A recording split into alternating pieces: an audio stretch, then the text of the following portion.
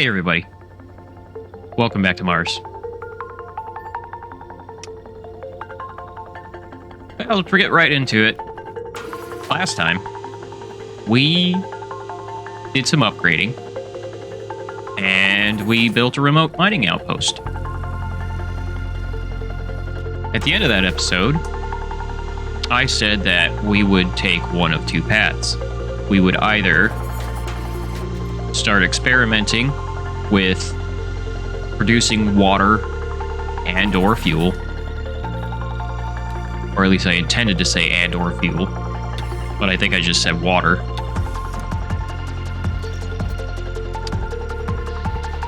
Or we would start working on the centrifuge. Well, as you can see, the corn has not quite caught up with my ambitions. So, we're very likely going to work on centrifuges today.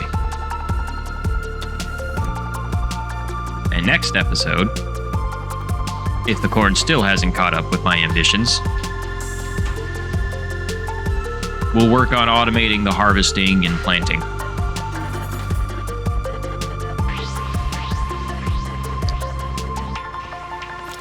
I have produced 8 Larrys because I have 8 crops aside from mushrooms. And I don't know why any soybeans planted in this row get light poisoning. It doesn't happen to the potatoes.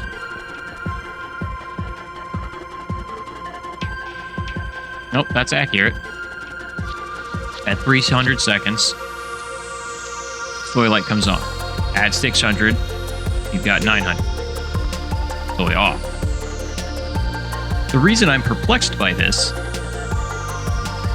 is if the intensity of the light was too high in this row, then we'd see the problem reflected in the potatoes.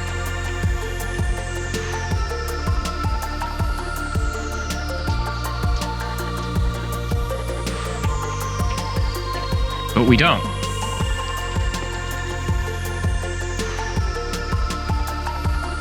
And that's why I'm confused. I suppose we'll find out when the wheat fully grows. But yeah. If it turns out that the intensity of this first row is high enough that you need less time, then okay. Odd, but okay.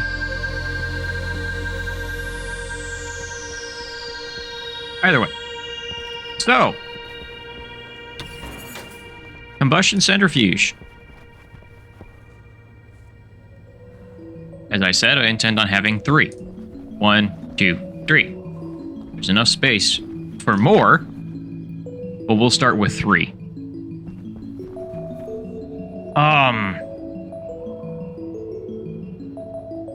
We need fuel.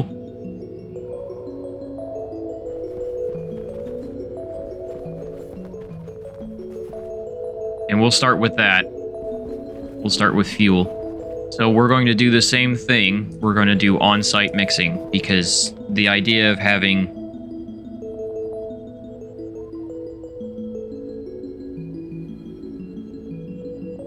a bunch of fuel in one place where I'm supposed to live without a suit bothers me. Call me paranoid, or call me a victim of my own stupidity. But yes. So yes, we're going to do the same thing that we did here over here, though we might do it a little bit more cleanly. Combustion centrifuges do not use that much fuel.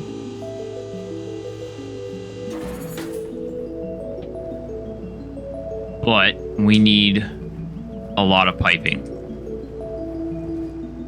let's see. I will print all of that out and then come back. Okay. I'm probably going to need more pipe, so we're going to go ahead and get that started really quick.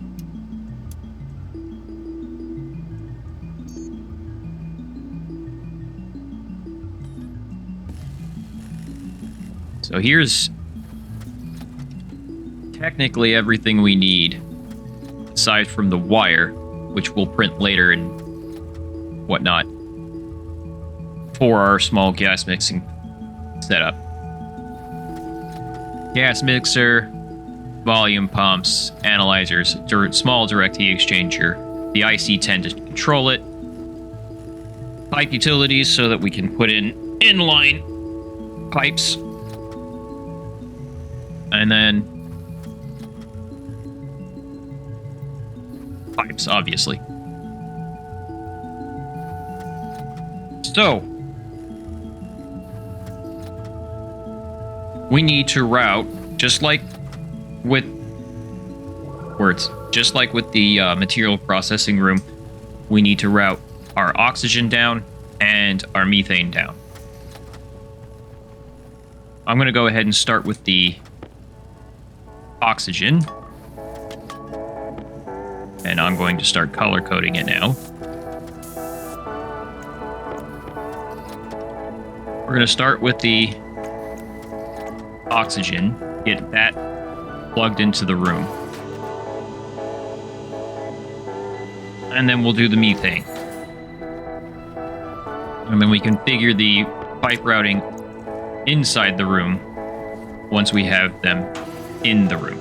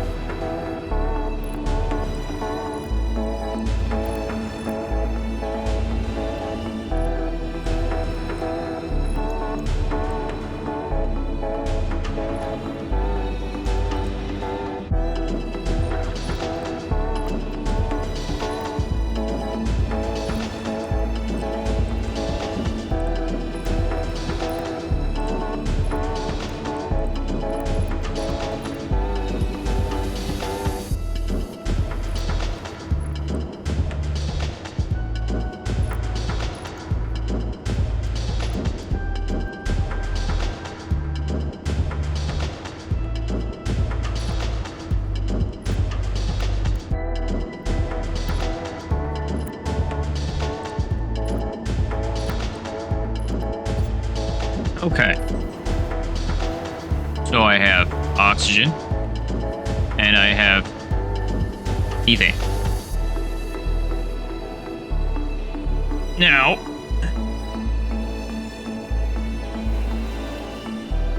I'm going to try and put all of the gas processing up on this catwalk.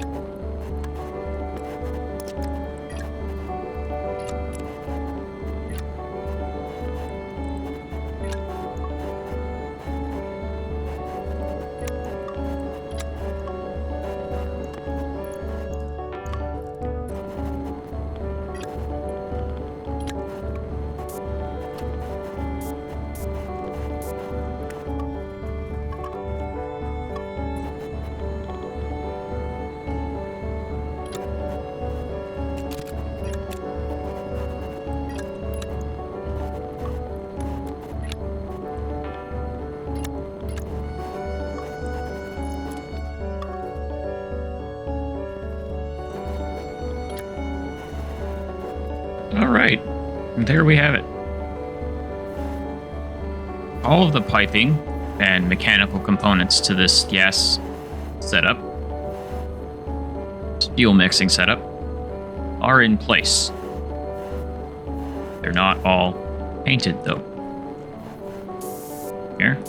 Here. I like methane mix to be colored orange.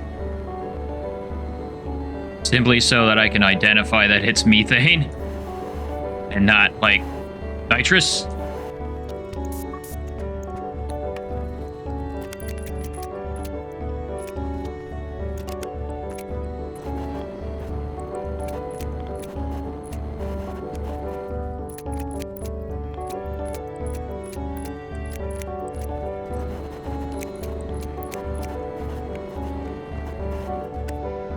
All right, this next section is going to be programming. How fun.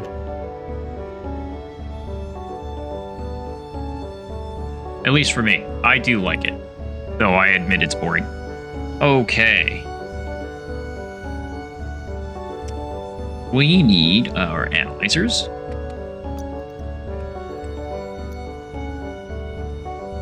We need our volume pumps. We need our gas mixer. And that's it. Okay.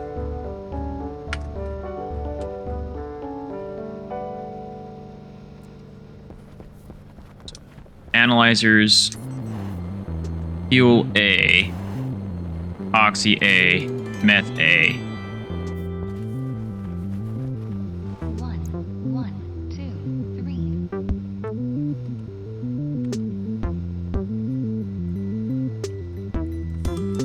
And we need our pumps. Verify those really quick.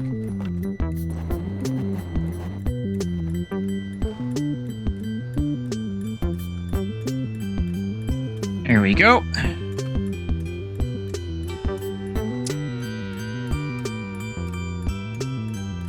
It is 15. Sorry. So we were going to use P controllers again.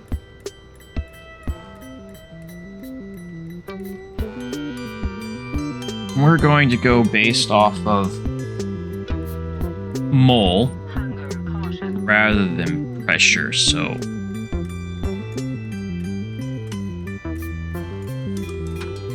start with 500 mole.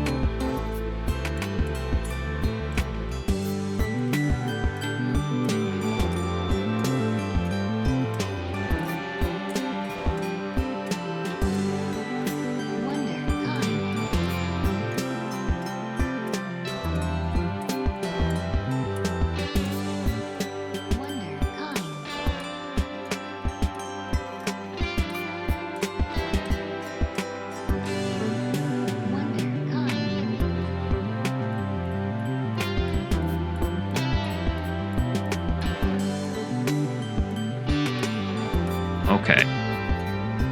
Super simple. We're using P controllers to control the pumps, keeping the tanks full. We're using just a simple Schweitzer switch. I can't remember the damn name. It's an on-off switch based off of parameters. So if it's greater than a certain number, you switch it off. If it's less than a certain parameter, you switch it on. It's dead zone. It's the exact same way electronic thermostats work. Burn. Export.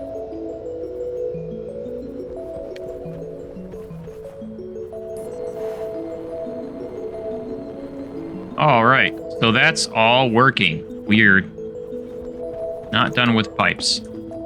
Not by a long shot. We're not done with cables either. We are done with the red and the white.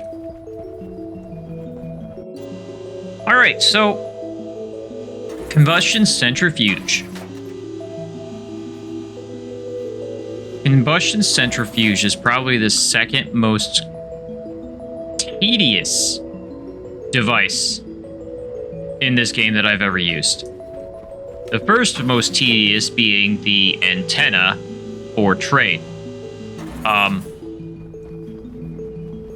The difference is the combustion centrifuge is very easy to automate as long as you know what you're doing with it and how it works. We don't need any housings for this. Each one can be controlled from a spot on the inside, so we're gonna print a new one of them. Now, centrifuge, it's not in there.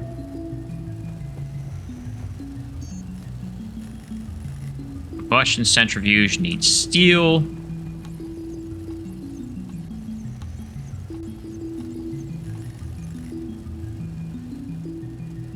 Start with one for now.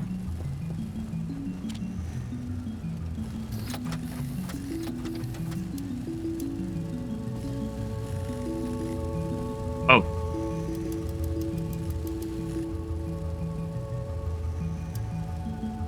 That could have been disastrous. I'll be back when this is done. Okay, here's the combustion centrifuge. So the way it works, you have a throttle and you have a choke. So as you increase the throttle, it introduces more gas into the combustion chamber, just like an engine. Now, unlike regular engines, this choke doesn't limit air intake because the game doesn't work that way. What it limits is the output of the exhaust, increasing the pressure in the combustion chamber. Ultimately, you end up to get the maximum speed, both the throttle and the choke, all the way up. The problem comes in with instability. If you increase the throttle too quickly and the speed goes up too quickly, it becomes unstable.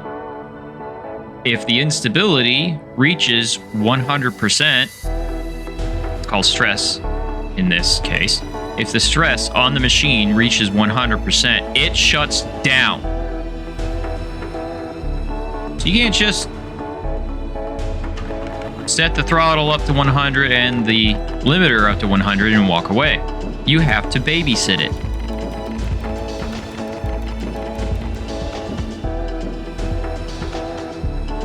You have to babysit it.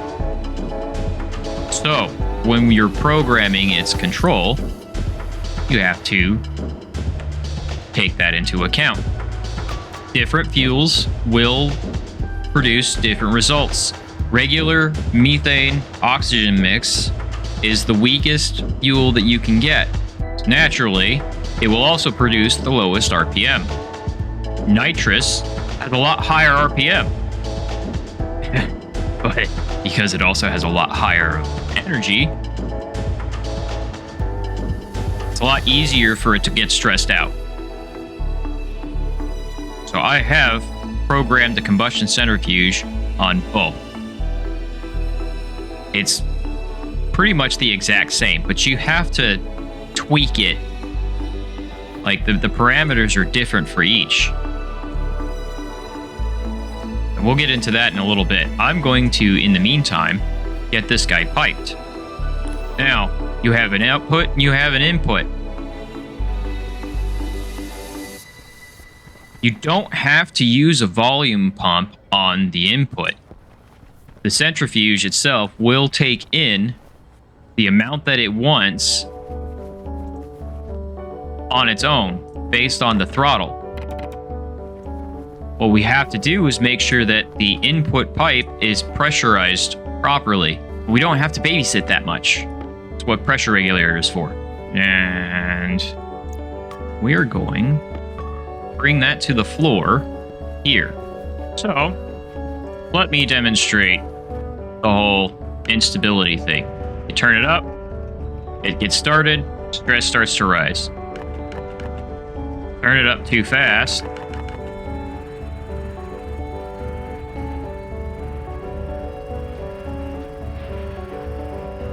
you can see the stress is rising. You hear that? And then you can see the drum is starting to spin kind of wildly.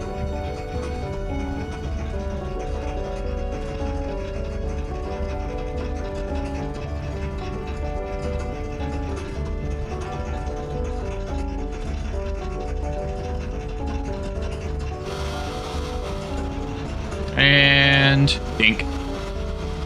Comes to a complete stop. Very quickly. The only way to do anything is to turn the throttle all the way down and the limiter all the way down, because it has to get rid of the pressure on the inside.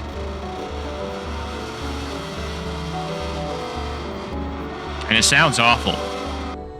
Now, as it's turned down, you genuinely want to wait until it's at zero stress before you do anything.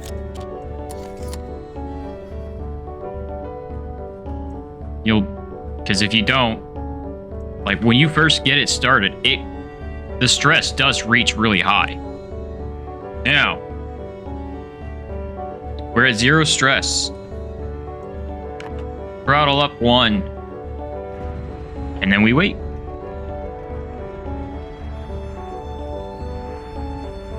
As you can see, the stress is still definitely rising rather quickly.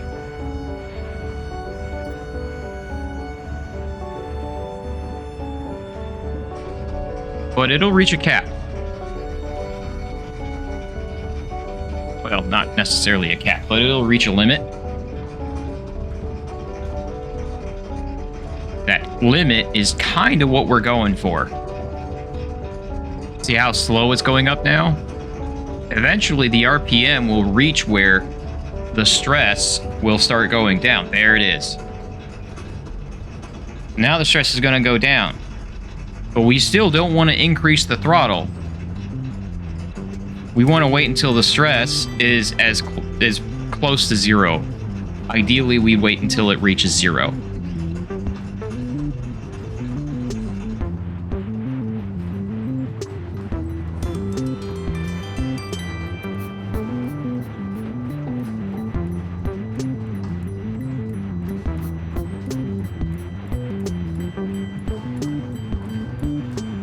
So you can see the RPM is still going up.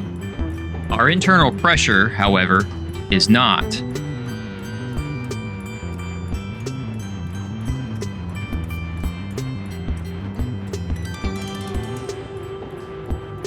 So our internal pressure has reached equilibrium. It's not going to go higher than that with the throttle set where it is.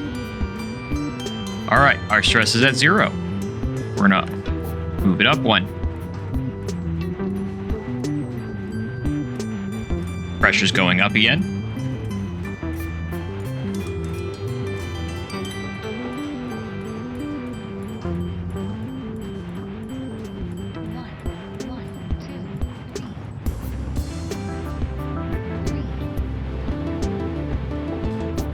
Pressure is just about equalized.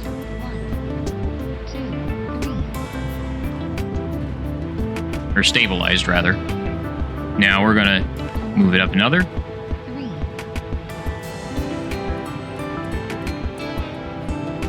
2, 3.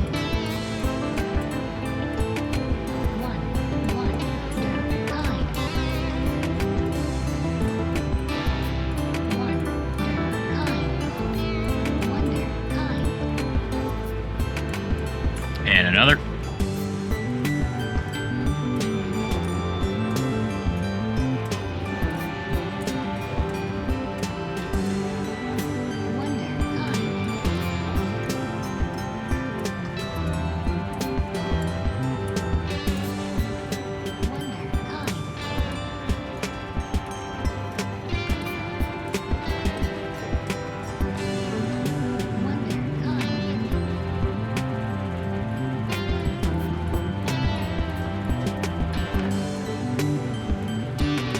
Now on methane, you can see that stress is not going up. Once we get it started, we would just have to go way too fast in order for it to start stressing out again.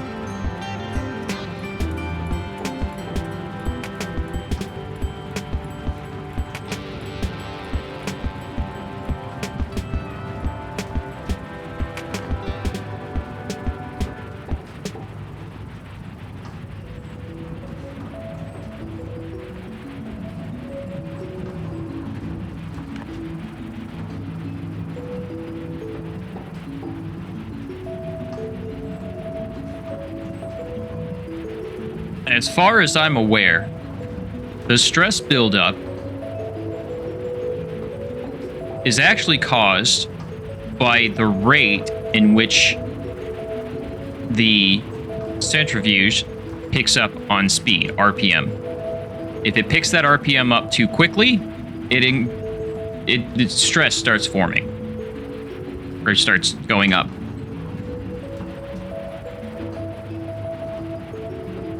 Has nothing to do with pressure, has everything to do with how quickly it gains speed.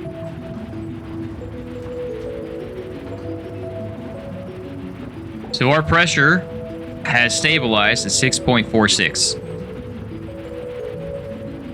We can't increase the throttle any further, so now we're going to start choking down the exhaust and increasing pressure that way.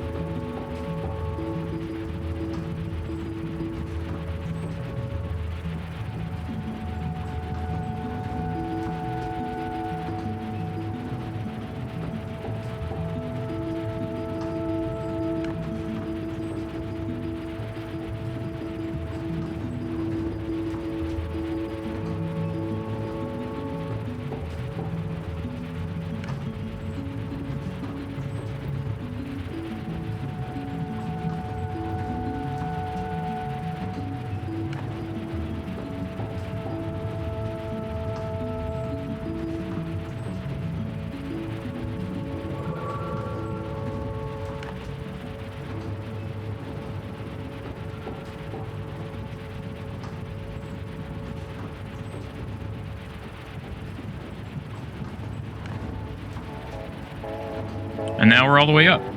Now this will slowly gain RPMs until it reaches somewhere between 500 and 550 RPM on methane. That's the max. That's where it caps out.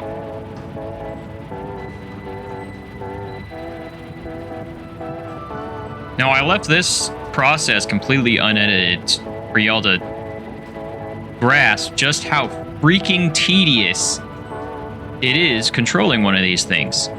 Do you want to stand here controlling one of these all the way up every single time it fills up? Hell no.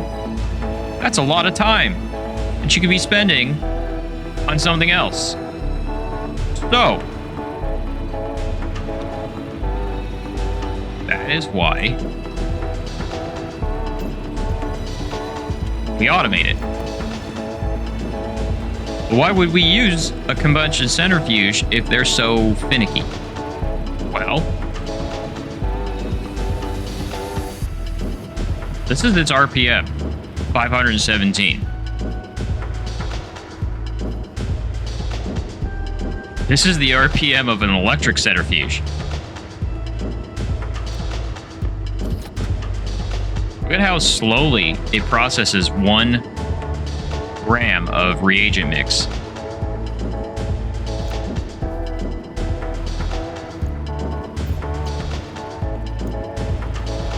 And then there's a combustion centrifuge.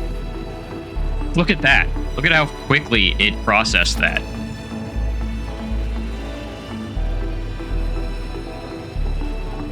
Then imagine the speed if it's using nitrous, which is, I believe, 1200 RPM is its max. I can't remember. It's been a little while. So yeah, they're tedious, but the benefit is clear. It processes ore and reagents much faster than your electric centrifuge. So how do we process? How do we control this? Well, because we're only controlling centrifuge, we don't have to do anything batch command wise. It's all DB. Just gonna toss that. Alias centrifuge DB. Alias. Oh. Let's see. Stress. R15. We want to be able to monitor the stress. Alias.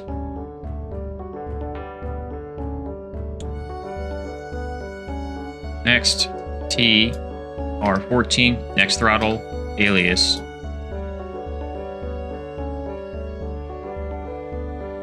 Current throttle R13, alias, next, choke R12, alias, current, choke R11, J, start, oops, sorry, what am I doing? Start, load into R0. From centrifuge, stress,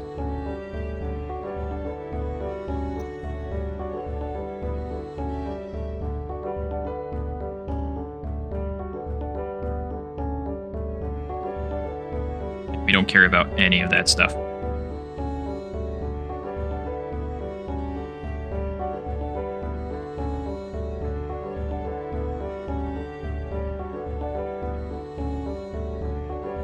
Okay.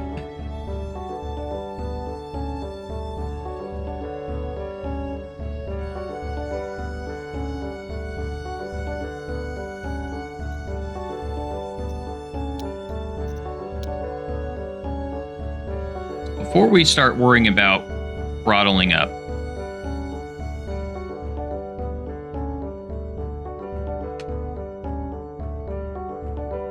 well, instead of y'all watching me fiddle through this again, I'll be back when the programming's done. Otherwise, we might sit here for hours.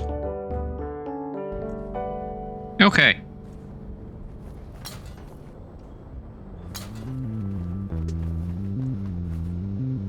So I got it working. It's not perfect. Like you can get it all the way down to 0 and then it won't, then the stress will start building. So it's, yeah. Anyways, you just have to put up with that noise every once in a while. Let's go through it a little bit. So we have current stress, next throttle, next choke, current choke, our adjustment factor, on and off. So our adjustment factor is 10. You can't make it smaller than that. For some stupid reason, there's only 10 steps. 0 to 100. So, and then move on. Yeah. At start, we're going to load slot 0, which is our import slot. See if it's occupied. We're also going to load reagents from the centrifuge, because there's a limit. If the slot is occupied, it moves on. If it's unoccupied, we go to shutdown and go through the whole process. There's no reason to be expending fuel if it's not processing anything. If our reagents is greater than 1,200 grams, we'll also go to shutdown. 1, Because, 3, well, it's time to empty it. Ow. 2, 3, Or I needed something dumb. 1, If kind, our import slot is occupied and it hasn't gone to either of these, kind, we'll go to throttle up. In throttle up, first we need to know what our current throttle is. So we load the current throttle. If it's at 100 already, we don't need to adjust the throttle. So we go to choke. We add to next throttle wonder, kind, our current throttle. If it's at 0, it's 0, so it goes to 10. Our adjustment factor. We set the throttle to the next throttle, and then we sleep 5. We have to wait because it takes a little bit of time for the stress to start to build. So 5 seconds, loads our current stress, and then if it's greater than 0, kind, it just relative jumps back. So every 5 seconds, it will check the stress. Okay? And then it'll jump back to start. Because in the process of throttling up, this could become unoccupied. And if there's nothing backfilling in, so like we've run out of dirty ore to process, there's no reason for it to be running anymore. We don't have to turn it all the way up. So, if there's still reagent, it'll come back down to throttle, and it'll keep going through this process until we've hit throttle 100, and then we'll go to choke. At choke, it does the same thing as throttle, except it's using the combustion limiter, which is the choke. And then it'll do the same thing. All the way up to 100, it'll go to start. If we're at full throttle and if we're at full throttle and full choke, it won't go through these processes it won't go through any processes until we either have nothing in our import or our reagents have reached 1,200. Shutdown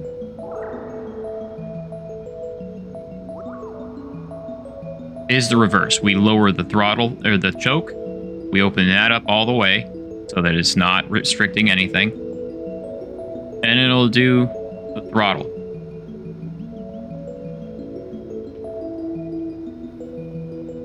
And it's just the same thing in reverse. Now, if in the process of slowing down, our import slot becomes occupied,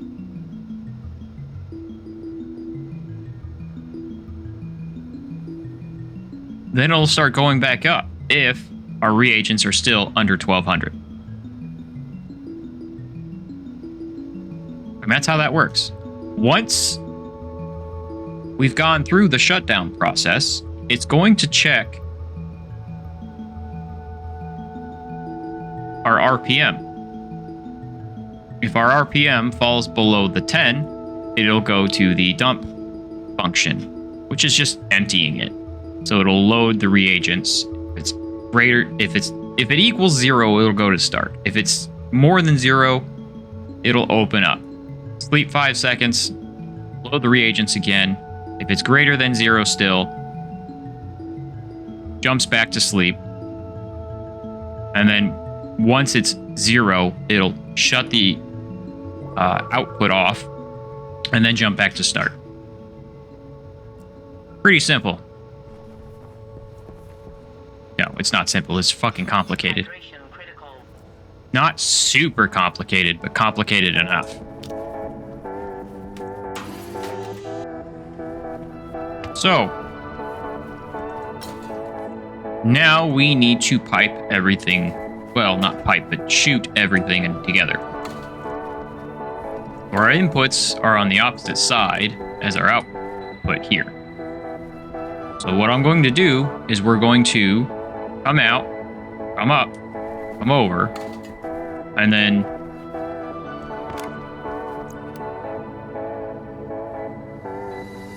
what I'm thinking of doing is setting overflows. Because, well, I'm not sure how I want to do this just yet. Okay. Here's how this is going to work. We have 2 digital flip slot setters. One is set to 2 to 1, so it'll let 2 pass through before switching to 1 that will come down around and in. And then this one is set to 1 to 1, so 1 will go this way, that 1 will go that way.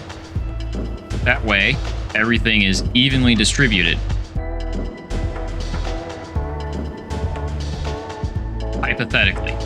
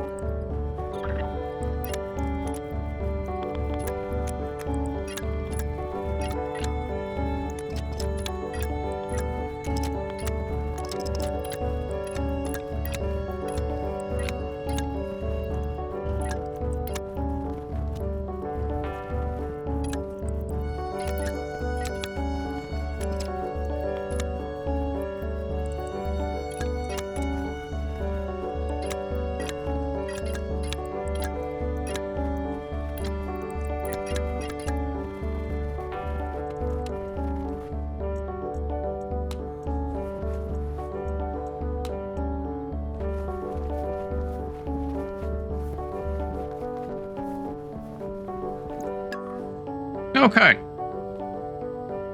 So we're piped in the back. We're piped in the front. We have our distribution set up.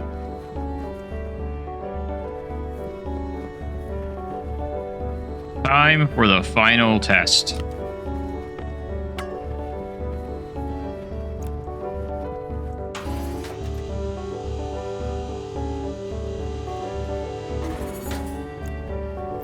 We have 50 stacks. Oop. Not 50 stacks. 20 stacks. I'm sorry, 24 stacks of dirty ore. It's all iron, but it's 24 stacks of dirty ore. We need to turn. You are already on. Okay, perfect. So we're going to send all this dirty ore through our sorting and chute system. Here's all 24 right there. Now,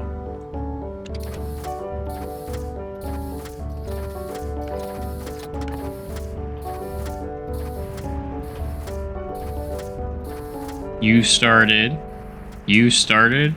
and you started. And there we go.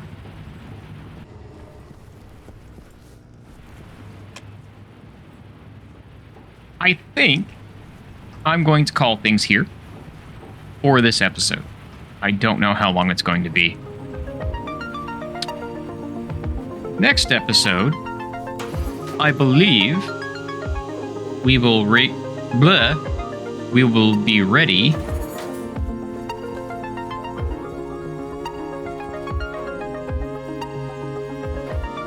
next episode. We'll be in position, very likely, to start processing this corn into alcohol, and then start turning that alcohol into water and methane.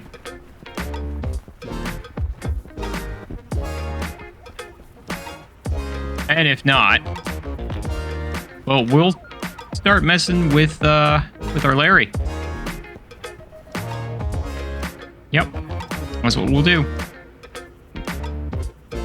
That all being said, thank you all for joining me. Have a wonderful night. See you next time.